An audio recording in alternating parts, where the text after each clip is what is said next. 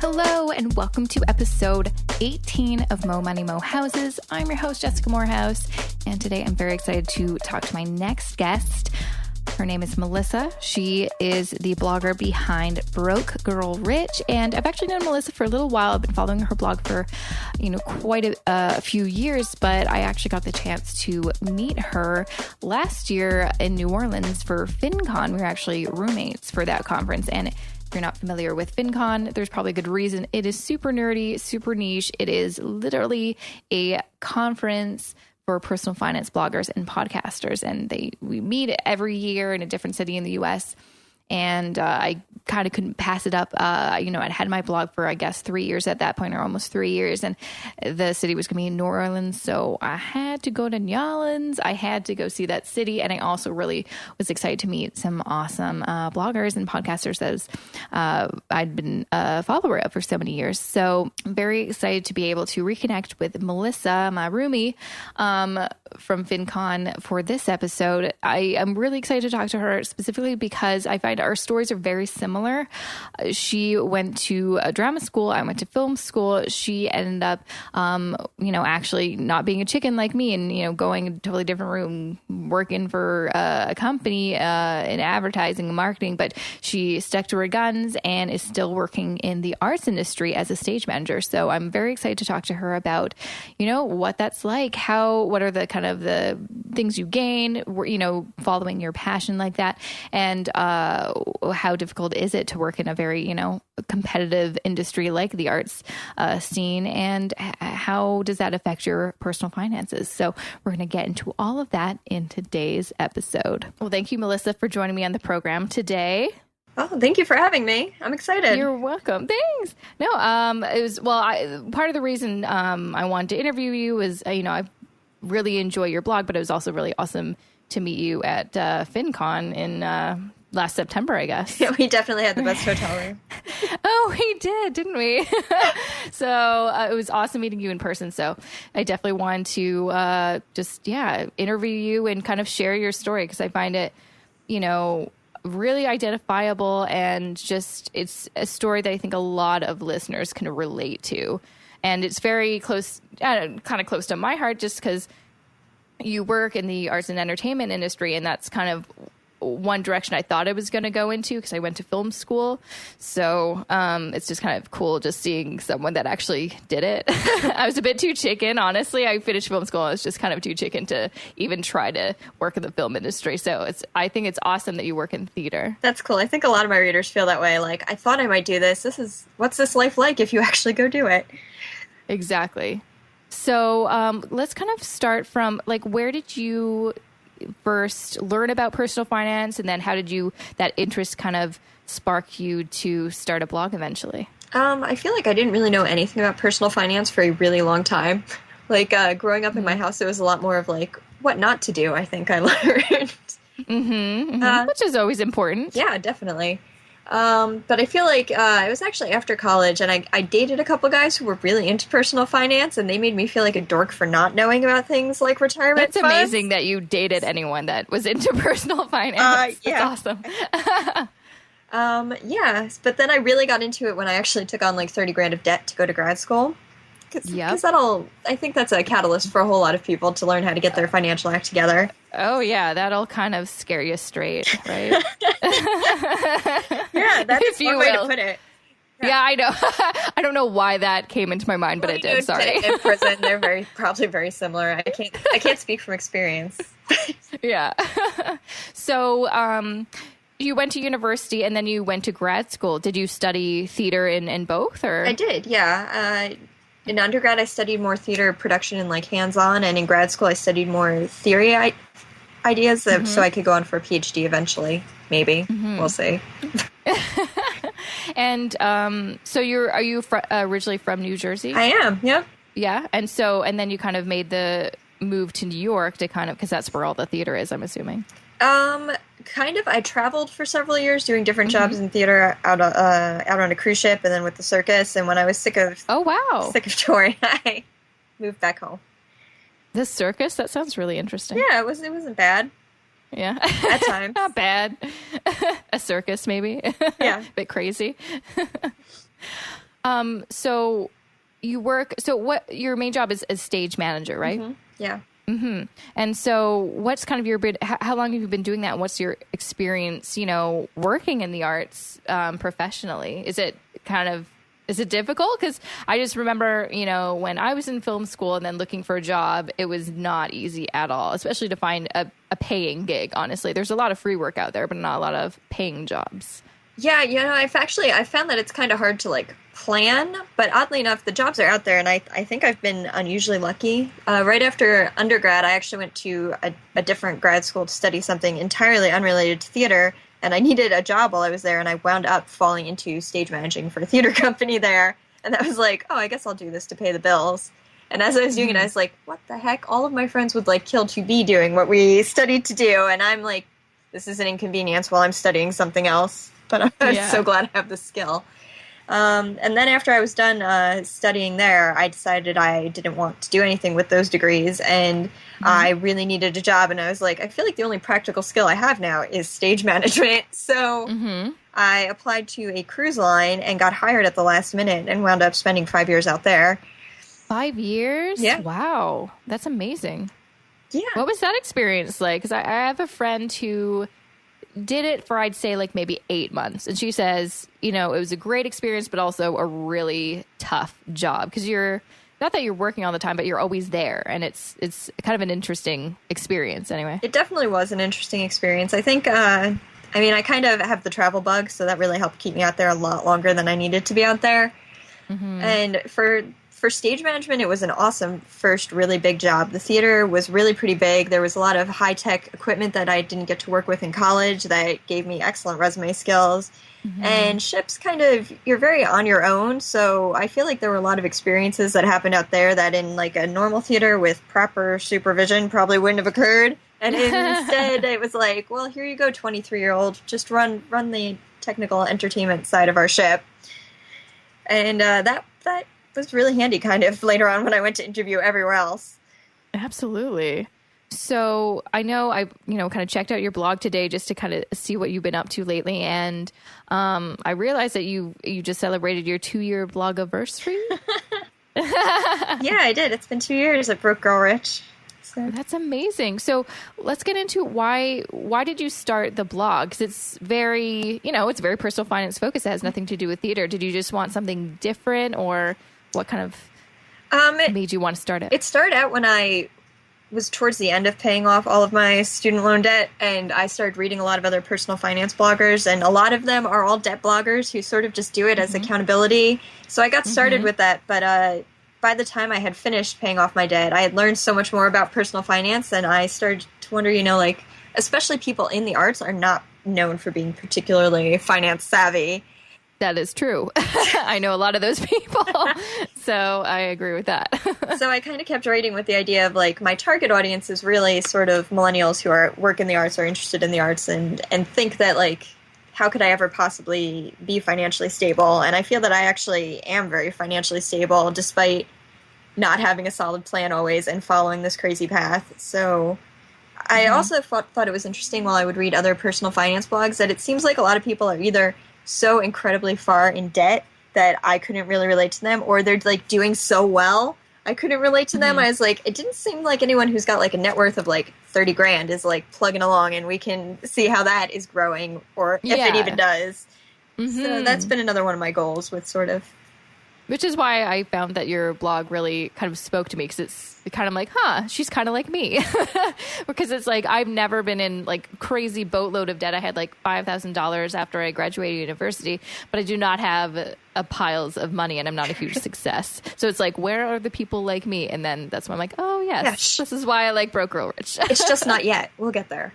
Yeah, exactly. We're still young. Yeah. It's okay. We have plenty of years. I sometimes forget. I was actually talking to my husband yesterday about, sometimes I get kind of, there's all those motivational books and personal finance books. I'm like, oh my gosh, I'm nowhere near that. He's like, you're they're how old? They're probably in their 50s. You have 20, you've only been an adult for 5 years, really.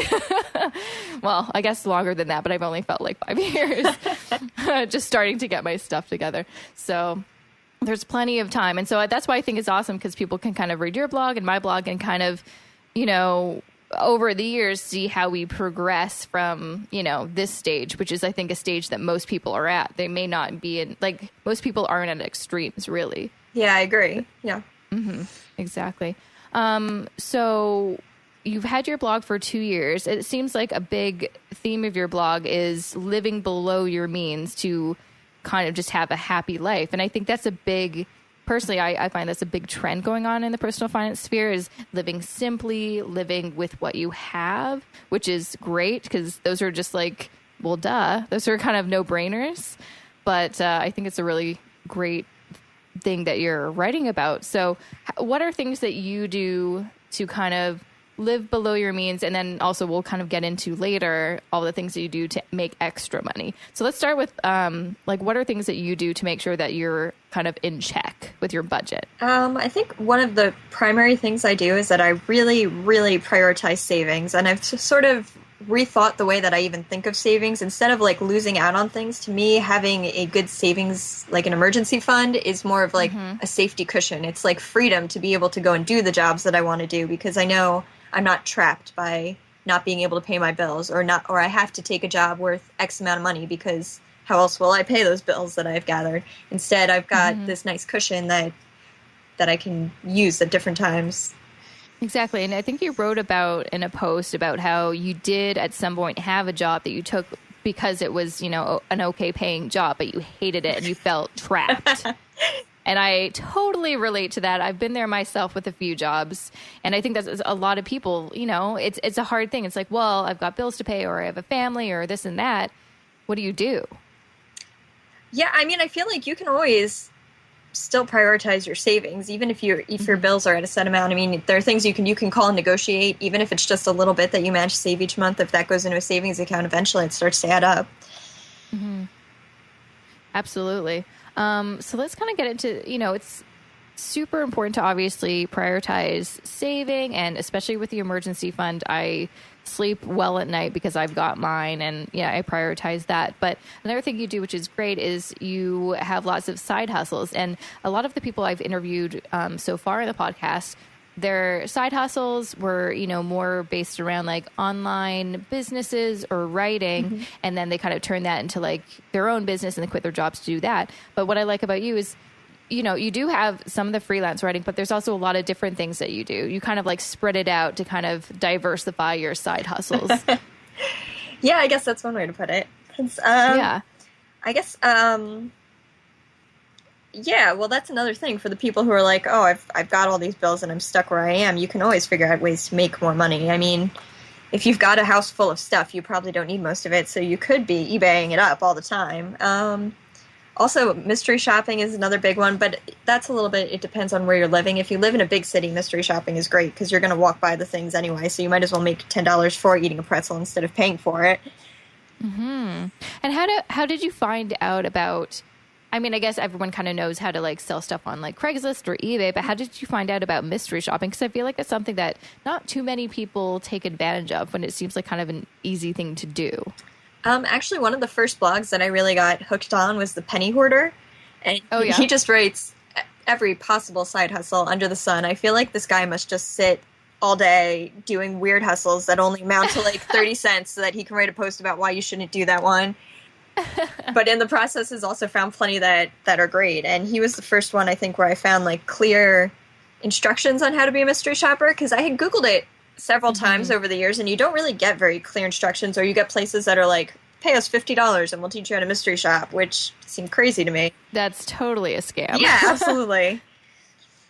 Yeah. Oh, okay. Well, that's good. I'll look at his blog and see if I can find some helpful links, because I tried when I was, a few years ago now, when I first moved out and was desperately trying to do anything to make some extra money because I just was not making that much money at my first job out of school. I tried to do the mystery shopping, but again, maybe there's not that many options for Canadians. But yeah, I Googled it. There was like a couple companies that I applied to online and would they'd have like postings, but it really it'd be like, okay, we'll pay you $10 or we'll reimburse you for the meal that you bought. And you're like, well, I'm not sure.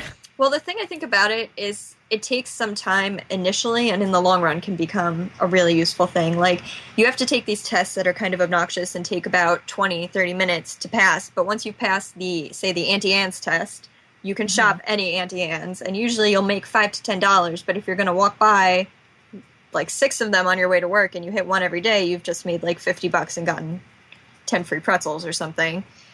So as long as you figure out how to make it work for you, then I think mystery shopping is great. But if you live in like a rural area or there aren't many offers in your city, it's not really going to be the best thing for you. So do you have kind of a idea of what you want to do, like moving forward? Do you want to just kind of maintain, like continue being a stage manager and hope that your side hustles will kind of grow? Or what do you kind of see in your, I know I hate that. Where do you see yourself in 5 years? But I'm kind of curious, what is your kind of, where do you kind of see yourself in the next few years based on the progress you've done thus far?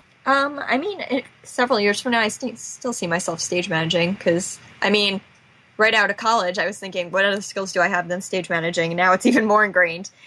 Yeah, it's like I'm a stage manager. Yeah, is what I am. But I'm not sure. Most of my success has come from being like out on the road and touring, and that's where I find that it's easiest to get the work. Like if you are actually interested in working in the arts and you're willing to move around and tour, or even just move to some weird part of the country for like a 6-month gig, I think you're going to be a lot more likely to be successful than someone who's like, I want to live here and do exactly this, and I'm not willing to compromise. But yeah. It's kind of nice being home as I get older as well, so I'm waiting to see at which point I'm like, I'm just done with this. I'm just going to stay home all the time. But I'm not there yet. Not there yet. You're young yet. So one other thing I wanted to talk about was you have these net worth updates, which I know a lot of other bloggers do, but I think it's always interesting the reason behind why everyone does them. I've never done them on my blog, but I've actually started doing them personally just for me and my husband in the past, I guess since January, or I just started tracking it since January. And the reason behind that was I wanted to, I always tracked my spending, and when I was on my own, it was easy to track how much money I had in my account so I can have an idea of what my net worth was, because there really wasn't that much money. So I'm like, okay, I know if I went up $50, quite honestly. But now that we've kind of put our money in joint accounts and stuff, I make a, point of every month tracking it in a spreadsheet. And the reason for me is to motivate myself to keep on our budgets and to try new things to make more money and this and that. Is that kind of the reason behind you, or is it just an accountability thing, or is it also just you want to make sure that you don't get back into debt? I'm not super concerned about getting back into debt. I feel like if that were to occur, it would be something like deciding to get my PhD or buying a house, one of those big decisions where you consciously know what is about to happen to you. But for me, I think part of it is definitely the accountability thing, and it helps me as well, achieve my goals in a way. Even if my goals are unclear, at least I can see the direction I'm moving in, and it's always much better to see your net worth go up than down.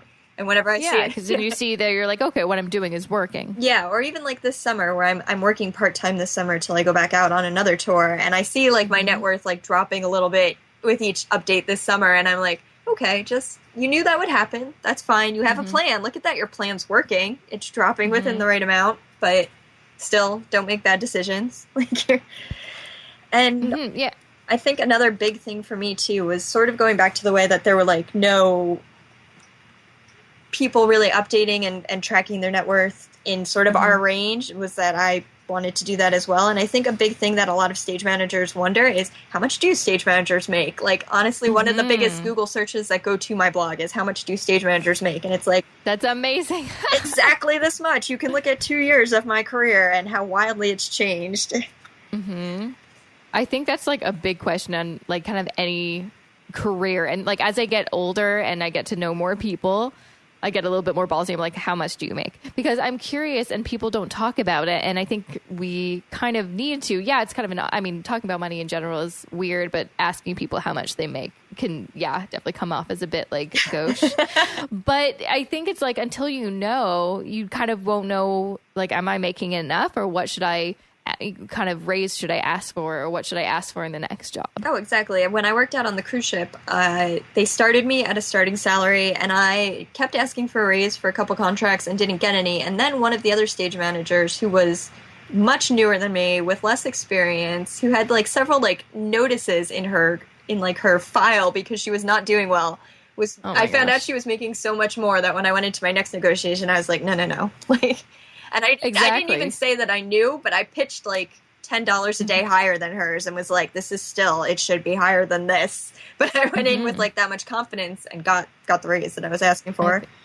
Which I think is such an important thing, especially as women, because we still in general make less when in our professional careers. It's so important to, talk to the people about how much they make, or just like get a ballpark, get an idea of what the salaries are, and make sure you ask for what you're worth, which is something that I've had to learn the hard way. Because my first job, I was definitely, I had, a degree, but no real office experience. So maybe that's part of it. But looking back, I'm like, how did I survive off that like pittance of a salary? Like, it's scary, but it is what it is. And I learned my lesson once I, moved out of that job and into another role. Yeah, I'm hoping to save some other people that step with my blog. And it's hard, I think, especially in the arts, because, I don't work in the arts now, but my husband is a freelance audio engineer. So he works in the music industry. And it's tough because lots of people will do that kind of work for free or for really low pay because they love it and they just want to be involved in like music or arts, which is kind of counterproductive, because, okay, well, if you're going to do that for free, then this company isn't going to pay me because you're going to do it for free. So you're kind of messing it up for everybody. Yeah, it's very true. I notice that a lot when I'm applying for stage management jobs. Even the one that I'm currently working is kind of low paying, and I accepted that it was lower paying because I was just looking for something to do over the summer. But at one point they tried to offer me an even lower salary or try to impose a pay cut, and I was like, no, thank you. This is my career. You are welcome to find a volunteer who's looking for something to do in the evening if you'd like. But the reason you liked my resume is because I'm a professional. Exactly. And yeah, I totally agree. That's just one of my kind of little things that drives me nuts, because originally when I moved to Toronto, my goal was to find a role in the arts industry, not necessarily a filmmaker kind of position or whatever, but just some kind of office job in the arts. I'm like, I will take anything. But the more I applied, the more and the more I found out, like, okay, how much is that job actually paying? Once I asked what the salary expectations are or whatever. I was just shocked at how low it was compared to other industries. Like, it's just shocking. And when I'd be like, well, no, that's way too low, they'd be like, it's okay, there's other people that'll take it. And it's just like, well, how can I, compete with someone that's going to work for like $20,000 a year? Well, I like to point out you usually get what you pay for. Yes, absolutely. I totally agree with that. So to wrap up, since you have been kind of blogging for 2 years now and have quite a bit of experience just from your personal experience, which I think is very valuable, what kind of, few pieces of advice would you give for any millennials out there that are just starting out their personal finance journeys or are just finishing up school, and especially for those who want to work in the arts industry? I think for working in the arts, networking is absolutely your best bet, which is horrible, and I'm terrible at it. Everyone I know says we're terrible at it. But especially if you're finishing up school, you have your strongest network that I think you will ever have right there. Like, to this day, still the people that I go out of my way to call or to beg for help or when I need to fill a position are still the people that I went to college with. Even my last job had a lighting aspect to it that I had to run that I didn't 100% know how to do. And I wound up calling one of my friends from college at all hours of the day going can you tell me how to do this still? Because it's such a strong network. And there are times where he calls me and he's like, I have to write up this paperwork that I don't even know what this is. And I'm like, here, I'll send you a template of one of mine. It's just an invaluable group you've got right there while you're in college. And the other thing is to just emphasize again that if you live below your means, you will have a long, stress-free life, I think. It's really the thing to do, especially in the arts. Absolutely. And I think that's a great point you said. It's a stress-free life guaranteed if you live below your means. And that is something that It's funny. I feel like we had to unlearn some of the things that our parents learned because they kind of came from like a wealthier generation, but our grandparents know exactly what's going on. It's They're true. Like, yeah, actually, obviously live below your means. Why did we forget that by some generation? It doesn't make any sense. It's true. So listen to your grandparents. That's it. Exactly. That is the lesson. Listen to your grandparents. Well, thank you so much for joining me on the show today. Thank you for having me. You're welcome. To find out more about Melissa and her personal finance journey, make sure to check out her awesome blog, BrokeGirlRich, at BrokeGirlRich.com. And for the show notes, and I'll include anything that we talked about, links and blog posts in the show notes for this episode, make sure to go to momoneymohouses.com/18. And before I go, I do want to give a few shout outs to some iTunes reviews from my friends from the South America. Thank you so much for leaving me reviews and your feedback. I really do appreciate it. I read every single one, and it really does, help motivate me to keep going, keep making episodes, and keep making better episodes. So thank you, Bravo Gall, for saying podcasting is exciting. Audio is clear and crisp. Content is creative. It's great. She got her hubs on the mic. Yeah, I'm pretty surprised I got the hubs on the mic as well. She's referring to, of course, my second episode where I interviewed Josh, my husband, about him being a freelancer in the music industry. So make sure to check out that at momoneymohouses.com/2. Thank you so much for that awesome review. And the next one I have is from Stevenomics. He says, relatable and practical financial podcast for millennials. Well, thank you so much. That is exactly what I'm going for. So thank you so much for that feedback. I am going to keep on trucking. And the last one I have is from A Mastroy 2017. And they say, I stumbled upon this new personal finance podcast and look forward to having it in my arsenal of podcasts in the future. Jessica's very open about her own information, which is great. And the guests so far have been very informative. Looking forward to hearing more about company employment plans for nonprofits such as 403B and 457, since I am facing the dilemma of enrolling in my 403B right now. Okay, well, don't really know what those are. However, thank you for your feedback. I will look into that and see if I can find an expert on that for a future episode. Because I think, if you're looking for information about that, I bet there's a bunch of other people looking for that too. So thank you so much for your iTunes review. And if you want a shout out on a future episode of my podcast, all you have to do is leave me a review on Stitcher and or iTunes, both, either, which one, whatever. It doesn't matter. I'll take whatever you got. And thank you so much